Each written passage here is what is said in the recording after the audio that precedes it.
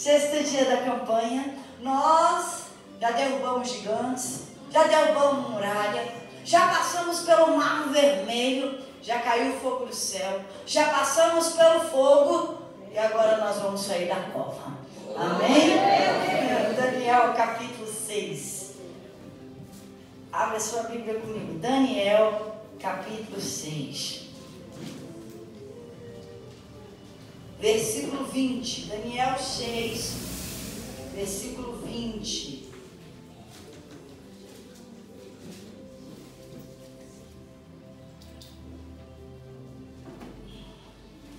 Eu estava meditando e fiquei pensando, a gente nunca sabe o que tem nas costas da gente. A maldade, as palavras, a maquinação do mal, nós nunca sabemos o que é feito por trás. E de repente, jogaram numa cova. De repente, os planos do diabo já estão se concretizando. Quando menos espera, Daniel foi levado e jogado numa cova. Eu fiquei pensando, ele nem sabia da maldade dos outros. Daniel 6, versículo 20. Vamos ler no 16, eu quero ler a parte da cova. Daniel 6,16. Glória a Deus. Vamos ler 16, diz assim.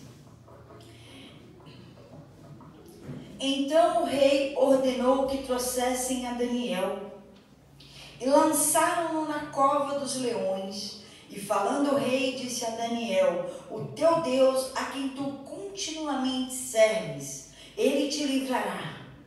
E foi trazida uma pedra e posta sobre a boca da cova. E o rei a selou com o seu anel e com o anel dos seus senhores, para que não se mudasse a sentença acerca de Daniel. Então o rei se dirigiu para o seu palácio e passou a noite em jejum. E não deixou trazer à sua presença instrumento de música, e fugiu dele o sono. Pela manhã, ao romper do dia, levantou-se o rei, e foi com pressa à cova dos leões. E chegando-se à cova, chamou por Daniel com voz triste, e disse o rei a Daniel, Daniel, servo do Deus vivo, dar-se-ia o caso que o teu Deus, a quem tu continuamente serves, tenha podido livrar-te dos leões? Então Daniel falou ao rei, ó rei, vive para sempre. O meu Deus enviou o seu anjo e fechou a boca dos leões para que não me fizessem dano, porque foi achada em mim inocência diante dele. E também contra ti, ó rei, não tenho cometido delito algum. Então o rei muito se alegrou em si mesmo e mandou tirar a Daniel da cova. Assim foi tirado Daniel da cova, e nenhum dano se achou nele, porque crera no seu Deus. Um pouco mais à frente, no versículo 28. No 28. Este Daniel, pois, prosperou no reinado de Dario e no reinado de Ciro, o persa. Amém? Pode se sentar.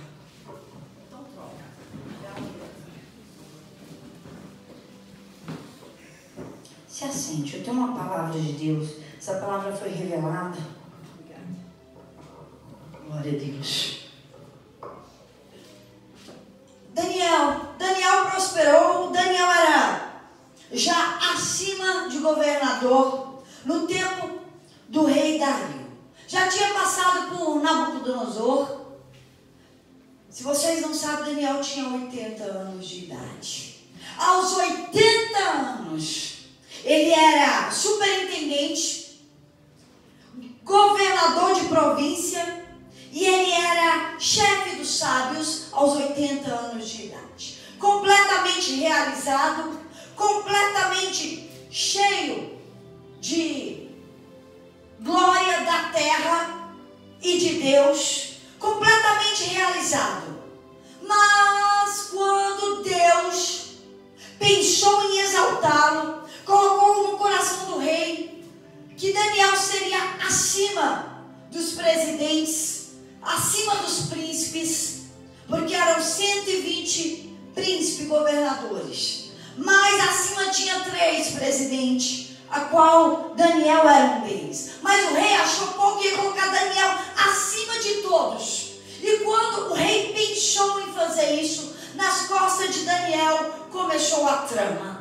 Começaram a observar Daniel e buscar ocasião contra Daniel, mas não encontraram nada, porque Daniel, tudo que ele fazia, ele era excelente. Daniel fazia tudo o melhor.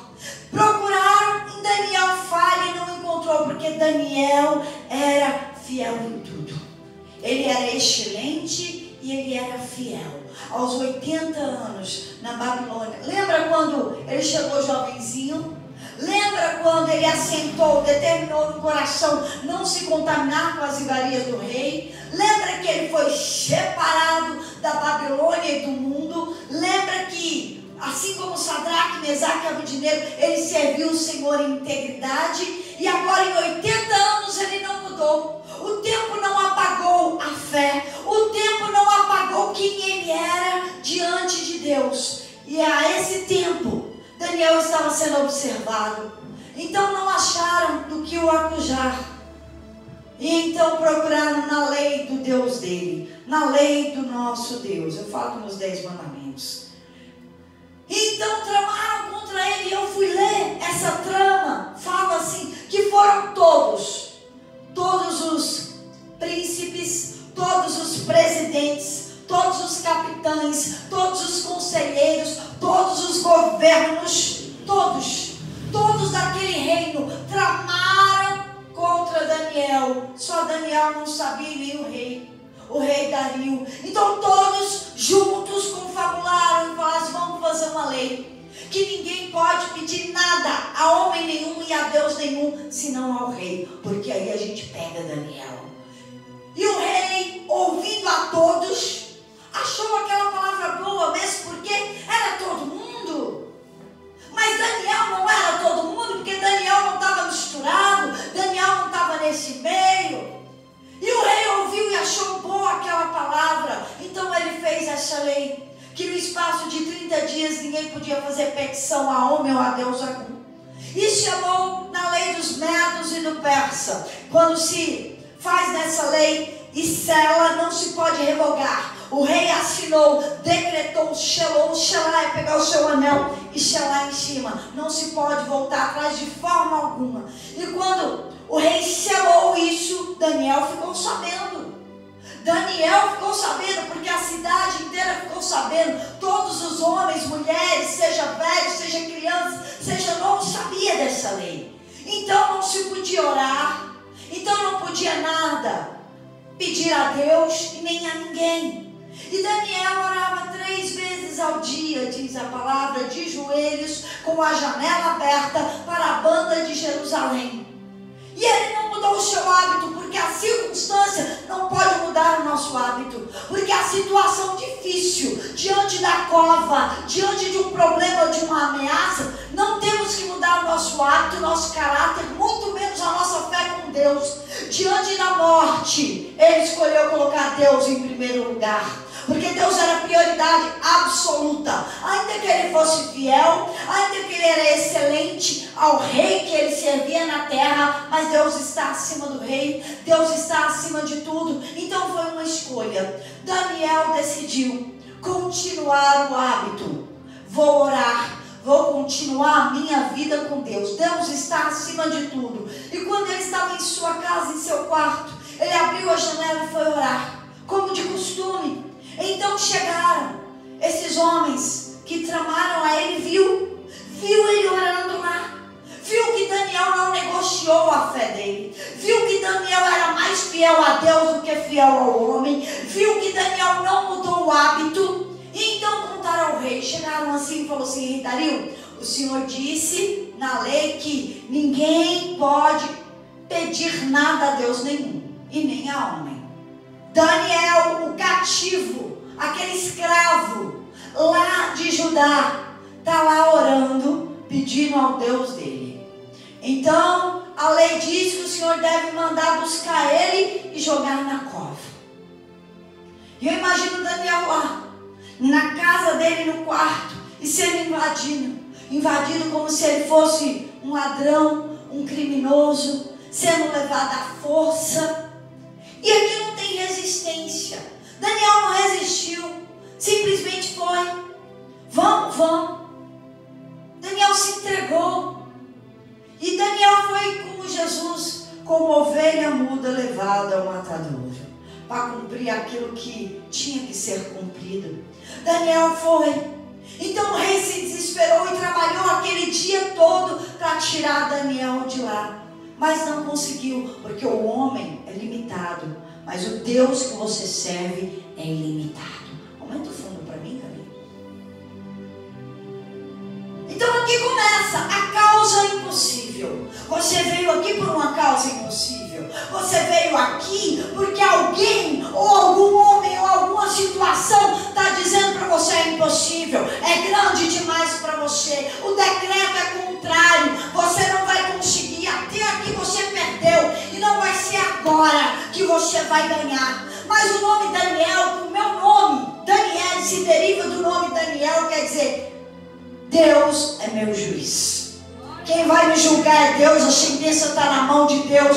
O homem não pode ditar regra, porque a minha regra é o Senhor e Deus que vai julgar a minha causa. Eu imagino Daniel, sem palavras, cada vez que fala o nome dele, Daniel, ele pensa, Deus é o meu juiz. A minha causa está na mão do Senhor. O rei não pôde fazer nada, o rei não dormiu aquela noite, o rei não comeu aquela noite. Ele jejuou, ele vigiou aquela noite, ele pediu, não traz música, eu vou falar louvor, não traz instrumento, não traz nada, estou abatido, por quê? Porque o meu ego colocou um profeta na cova, porque a minha soberba e o meu orgulho do eu sou, colocou um inocente onde não deveria colocar, porque o peso da culpa, porque a soberba faz isso.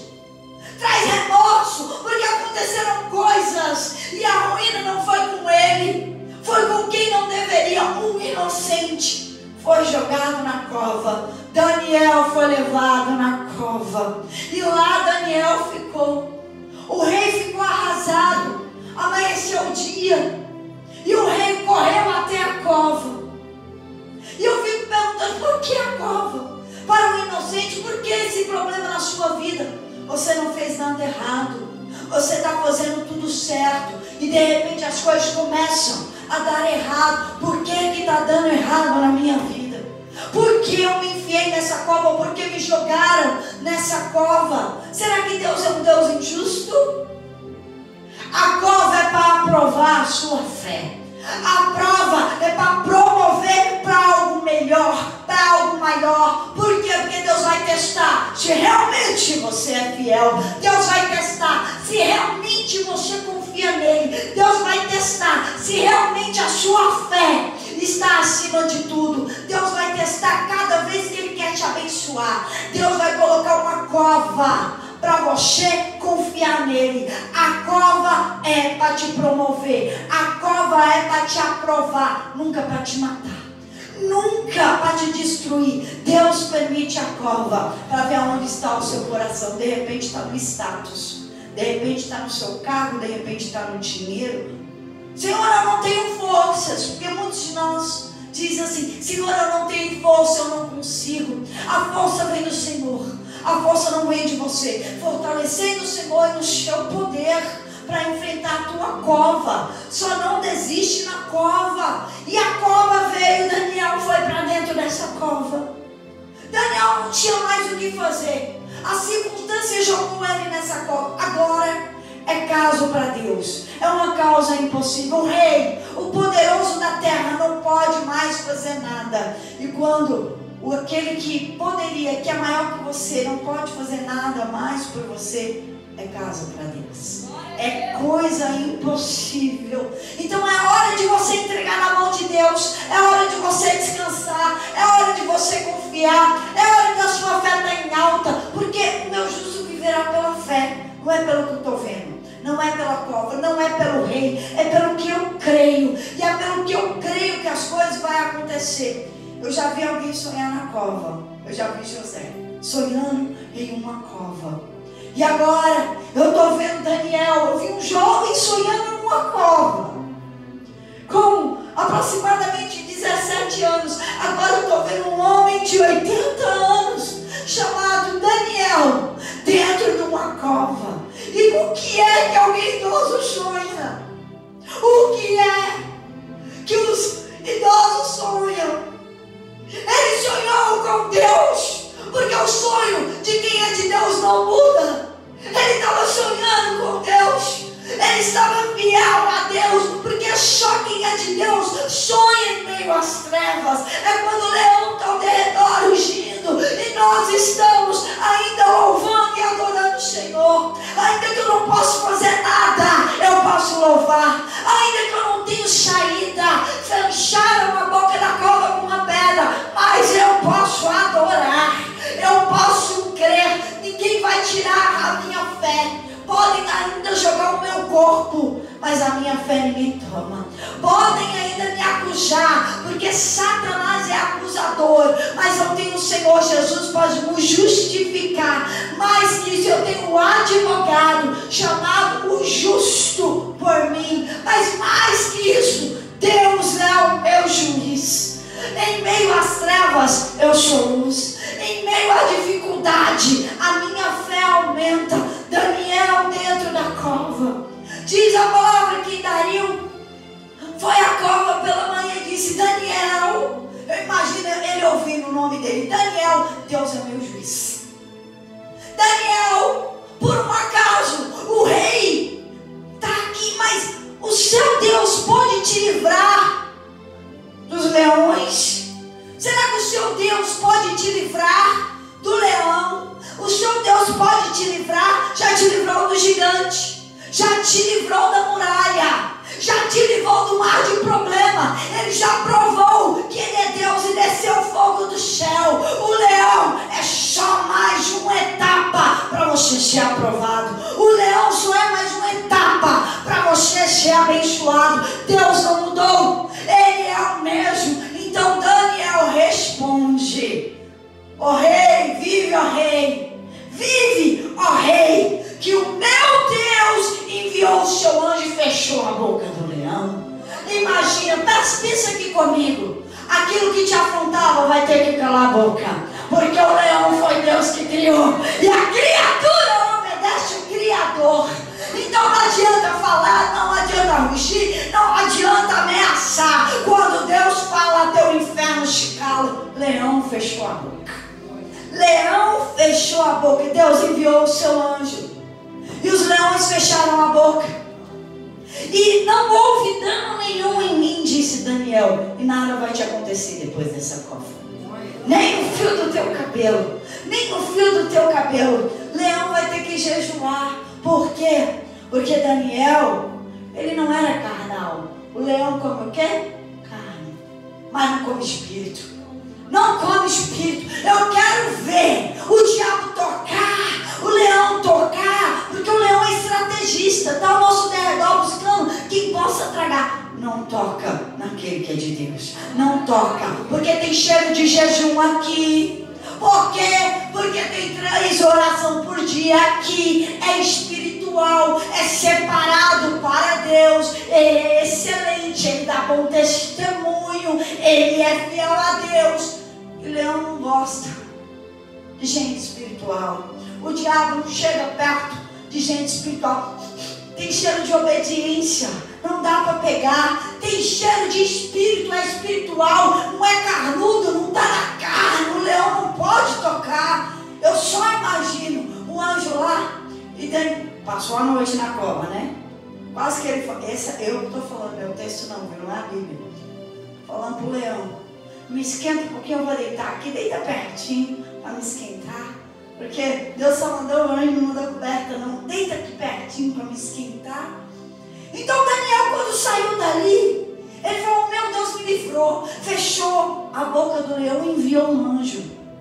E se Deus envia anjo para nos livrar e nos guardar, eu creio também que Deus vai enviar um anjo para os teus, que vai livrar e vai guardar. O anjo na porta da sua casa para o mal não entrar. O anjo para livrar os teus, para chegar em paz, em segurança em casa. O meu Deus envia anjos por nossa causa, por minha causa envia anjo, por tua causa envia anjo, porque está na palavra. Não te preocupes com os teus, não te preocupe que ainda que esteja na cova, viverá, ainda que esteja decretado a morte, como está escrito, ainda que esteja morto, viverá, porque todo mundo deu como morto.